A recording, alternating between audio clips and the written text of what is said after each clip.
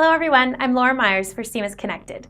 We all know customer churn is an issue facing organizations in almost every industry. But what if there were a way to use analytics to understand and even predict churn, giving businesses the opportunity to take action by way of targeted marketing campaigns, product enhancements, or any other means as a way of minimizing it? Here again, I have Kenneth Sanford, Analytics Architect US Lead at Dataiku, to go in-depth on customer churn and ways to combat it with predictive analytics. Hello Ken, how are you doing today? Hi, Laura. I'm doing great. How are you? I'm so great, thank you. Now let's dive right in and have you tell our audience a little bit about what a churn prediction model is. Sure. So let's start by talking a little bit about churn. Churn's a complicated thing depending on the kind of business that you're in. We like to categorize churn into two groups. There's subscription churn.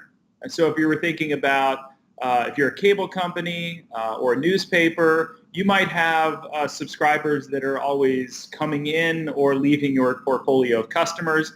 And since they pay every month, we're pretty sure we know when they leave and when they come, when they go. Then there's the kind of churn that's called a non-subscription churn. And this can be a bit more complicated to even diagnose. So let's say you're Amazon, for instance. I have customers that occasionally will buy lots of things and then might go for a period of time and not buy anything. And that might be pretty normal behavior.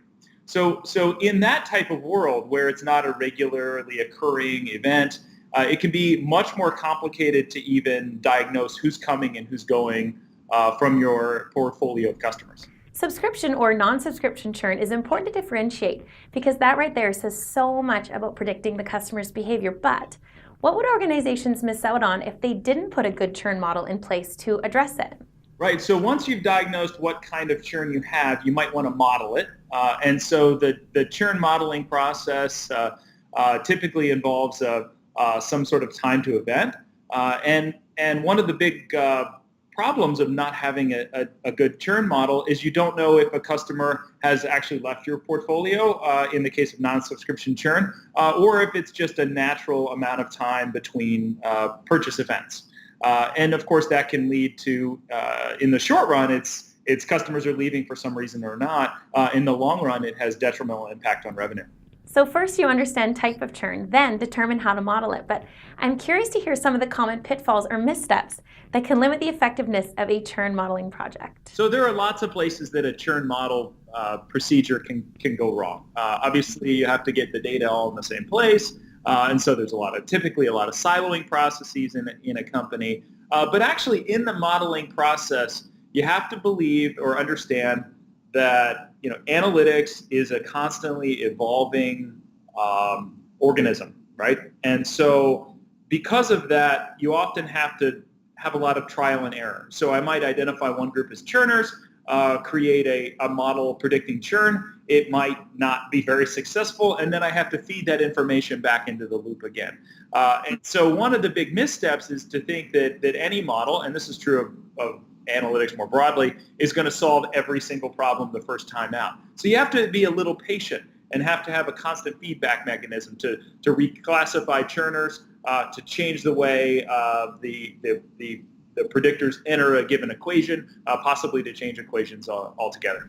Patience is key to mention, and that it's more of an evolution of understanding rather than the idea that you can set it and all your churn problems just go away the first time through. Now, to shift gears a little bit, we know the product and marketing teams are thought of as the end users of the data collected, but should they have a role in the strategy of the model at an earlier stage? Yeah, absolutely. So one of the biggest issues that we see in production analytics, right, and we work in production analytics, is that the most of the problems are in the data cleaning process. And when we say data cleaning process, we don't mean necessarily that there's a bad value. It's more that the wrong value is in there, meaning what was captured and recorded is not what actually is meant, right? It's kind of like a medical examiner looking back on a doctor's work and trying to piece together what did the doctor see at the time that they saw this particular patient. That's a very convoluted process, right? And so as an analytics person, we do the same thing.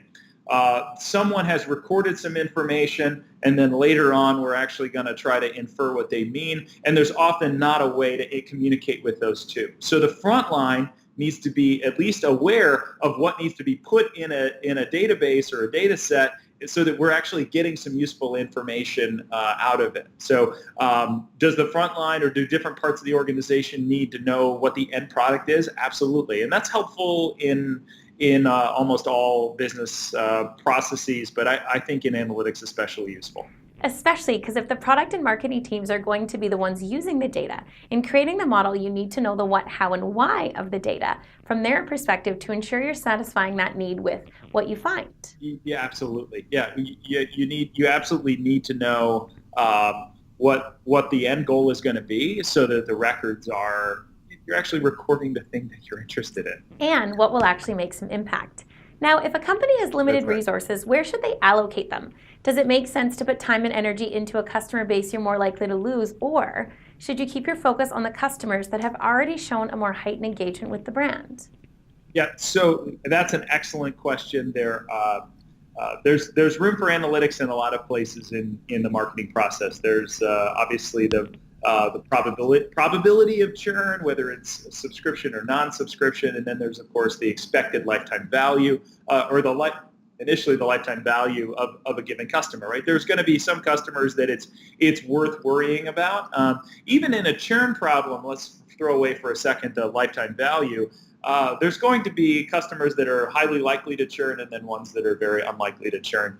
The economist in me will tell you that the ones that are the most likely to churn, forget about, because they're gone already. The ones that are less likely to churn, also forget about, they're going to stay. There's always going to be a marginal customer, right?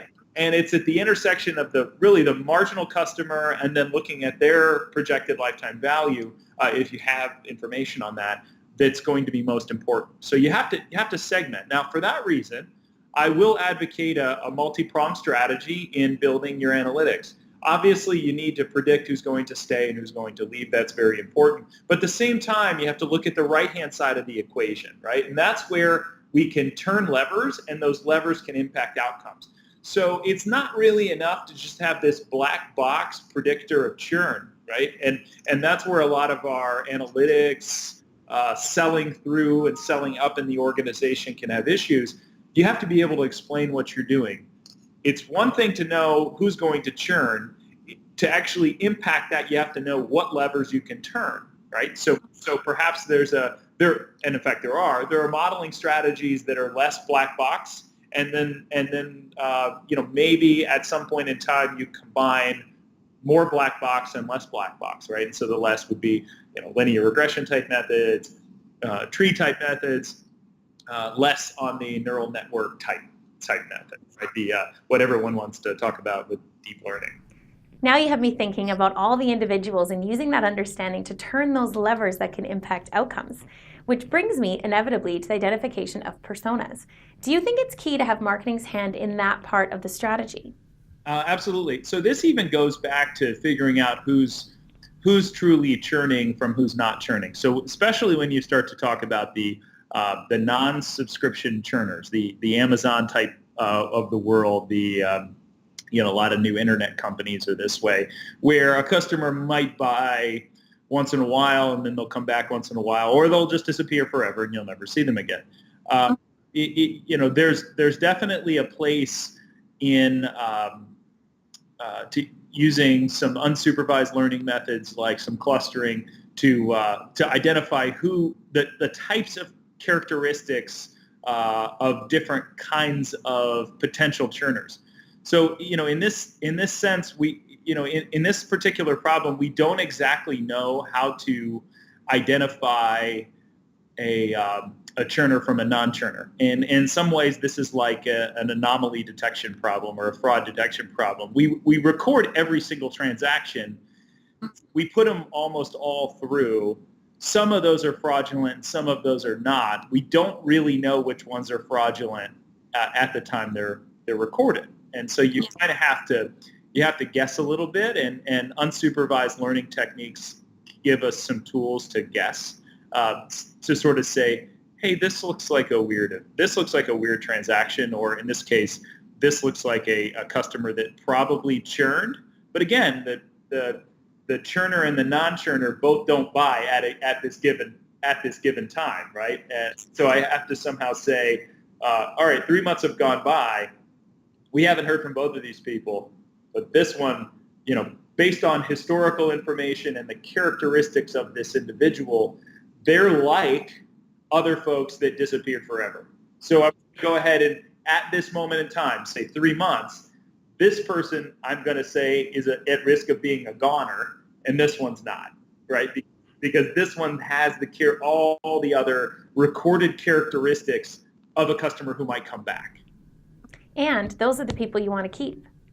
Yeah, those are the ones where, we might want to keep both of them, but actually in that particular case, so if we have these two different customers and it's been 3 months since I've really talked to either of them, this one's got the characteristics that past people who have never come back have, and this one has characteristics of past people who've come back. I actually might want to leave this group alone and instead focus on this one and say, all right, I'm going to hit you with a targeted campaign because you're the person who's likely to leave.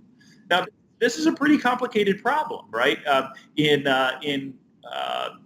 There's lots of applications of this across different industries that are not necessarily marketing, even calling about debt collection, right? So call centers actually have to optimize who they can afford to call because you've got to put a human on the other end of that, right? So do I want to call the person who's a couple days late if they're always a couple days late, or do I want to wait and call that person 2 or 3 weeks later, or maybe never call them at all and then just immediately either write them off or dump them to another collections agency because, frankly, it's just the economically right thing to do.